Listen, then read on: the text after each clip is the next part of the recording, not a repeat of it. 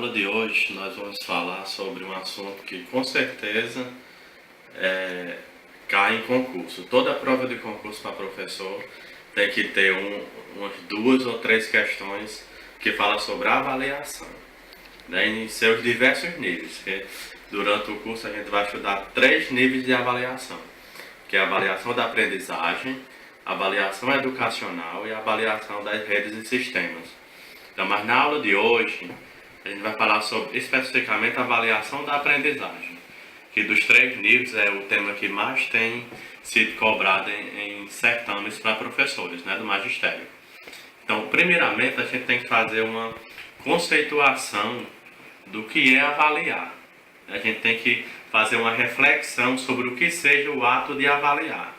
Para que avaliamos? Qual a importância da avaliação na educação? De que forma nós podemos avaliar na educação? Então, a avaliação ela é uma tarefa didática muito necessária e tem que ser algo permanente, né, do trabalho do professor. Ela deve acompanhar passo a passo o trabalho do docente, do início ao fim do processo de ensino-aprendizagem.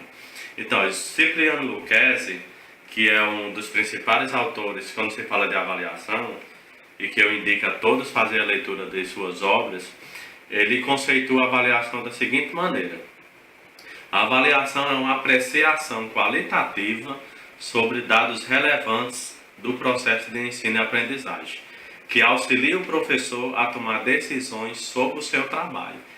Então, muitos professores acríticos, né, tradicionais, costumam ver o ato de avaliar como um ato de punir, né, uma punição ao aluno, um castigo. Aquele aluno que não se esforçou durante o ano, durante as atividades, ao final do processo ele vai puni-lo com uma nota baixa, né, utilizando sempre do critério classificatório, ou seja, de avaliação através de nota. Daí, na verdade, os estudiosos do assunto sempre falam que a avaliação não é um ato de castigo, não é um ato de punição, e sim uma ferramenta a favor do professor, né, que o professor tem que utilizar para melhorar o seu processo de ensino e para contribuir na aprendizagem do aluno, jamais vista como um castigo, um recurso de castigo. É por meio da avaliação que o professor ele vai comparar o que ele tem obtido através do seu trabalho com os objetivos previstos, né, para a sua disciplina, para o conteúdo que ele está trabalhando. E a avaliação vai poder lhe mostrar se a sua metodologia está adequada, se o aluno está aprendendo. Então ela também vai ter esse caráter de redimensionar o trabalho do professor. Então, a avaliação, como eu já disse antes, ela vai se dividir em três níveis. É muito importante o candidato se atentar e decorar esses três níveis. A avaliação ela vai se dividir em avaliação da aprendizagem, avaliação institucional e a avaliação das redes e sistemas de ensino. Então, a avaliação da aprendizagem, ela também vai se dividir em algumas funções, né, que basicamente são três. A avaliação diagnóstica, que geralmente é feita no início do processo de ensino-aprendizagem, e ela vai ter uma função de diagnóstico, de conhecer as dificuldades dos alunos, de conhecer as turmas, a escola, conhecer a comunidade. Então, ela tem essa função de fazer esse diagnóstico. Tem a avaliação formativa, que tem uma função de controle e tem que ser realizada durante todo o processo de ensino-aprendizagem.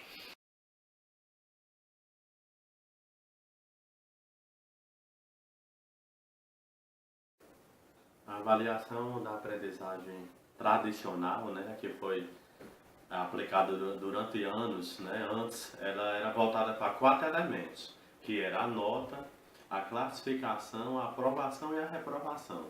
Então, o foco da avaliação antigamente, o objetivo era esse, era classificar os alunos, aprovar ou reprovar os alunos, aplicando notas, né? E hoje não, nos dias atuais, a avaliação da aprendizagem já tem uma nova visão, uma nova perspectiva, que é de ser utilizada como um recurso didático, né? Um instrumento didático. Um dispositivo de redimensionar o trabalho pedagógico do professor é um instrumento de orientação, né, de dar um norte ao professor, mostrando onde os conteúdos estão sendo bem aproveitados, que metodologias que ele está usando está sendo proveitosa e onde ele tem que focar mais para rever as suas práticas. E também o aluno, né, porque a avaliação ela não é uma atividade somente do professor. A avaliação da aprendizagem também é uma responsabilidade do aluno. Nós temos aí um recurso de autoavaliação que é muito importante, também tem outros tipos de recursos que podem ser usados tanto pelo aluno como pelo professor, voltado nesse sentido, de que ambos façam parte desse processo. Hoje, a avaliação da aprendizagem também ela é vista como um instrumento de intervenção e de retomada, né, através da reflexão. O professor, através do que se constata nas suas avaliações, ele fazer um trabalho de retomada daquilo que não foi bem proveitoso, que não teve uma validade desejada. É importante também que o professor que vai prestar um concurso do magistério e que está estudando sobre o tema de avaliação, ele dê uma olhadinha na lei que disciplina a educação de forma geral no Brasil. Como eu já disse antes, a LDB, a Lei 93/94/96, né, para se atentar ao que consta na LDB quando se fala de avaliação. Então, aqui eu elenquei 3 pontos que a LDB aborda sobre avaliação, que são os que geralmente é mais cobrado em prova de concurso público. O primeiro diz que a avaliação ela tem que ser contínua e cumulativa, ou seja, ela tem que acontecer durante todo o processo de ensino-aprendizagem e tem que o professor ir levando em conta aqueles progressos que o aluno vai conquistando durante todo o ano. Não somente um fracasso no final do ano, ou no primeiro bimestre, ou no segundo bimestre, ou não somente um sucesso no início, ele tem que levar em consideração o conjunto. Outro ponto importante que tem na LDB sobre a avaliação é que ela diz que a avaliação ela tem que prevalecer os critérios qualitativos sobre os quantitativos, né? Então, daí tira a questão da avaliação formativa, né?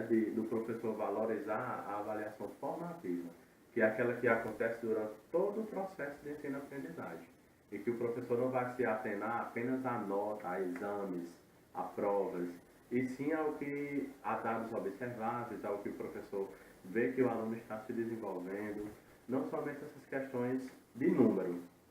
E também diz que tem que prevalecer os resultados obtidos ao longo do período sobre os de eventuais provas finais.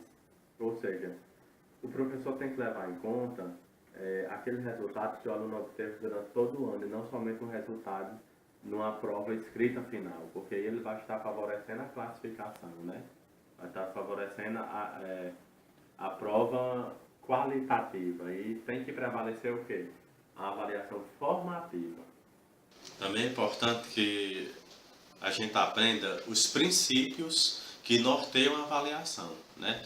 Geralmente esses princípios são cobrados em prova de concurso, então é importante que o professor decore esses 4 princípios. Quais são os princípios que norteiam a avaliação da aprendizagem?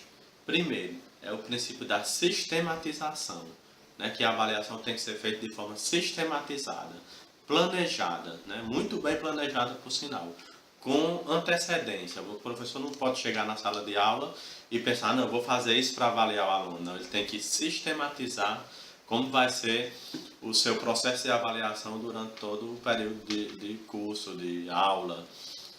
E o princípio da funcionalidade, né? A avaliação ela tem que ter uma função. Terceiro, o princípio da orientação. A avaliação ela tem que também servir para orientar tanto o professor como o aluno, como a escola, os pais. E o princípio da integralidade. As nossas aulas elas sempre serão aulas assim, rápidas, de 10, 15 minutos, mas que abordam aqueles pontos-chave de cada assunto de concurso para o magistério. Então, dica de estudo. Eu indico, para quem puder, adquirir o livro Didática, de José Carlos Libânio, segunda edição. Né? Quem estiver estudando avaliação, no capítulo 9, a partir da página 216, tem uma parte bem legal sobre avaliação. Então, bons estudos e até a próxima aula.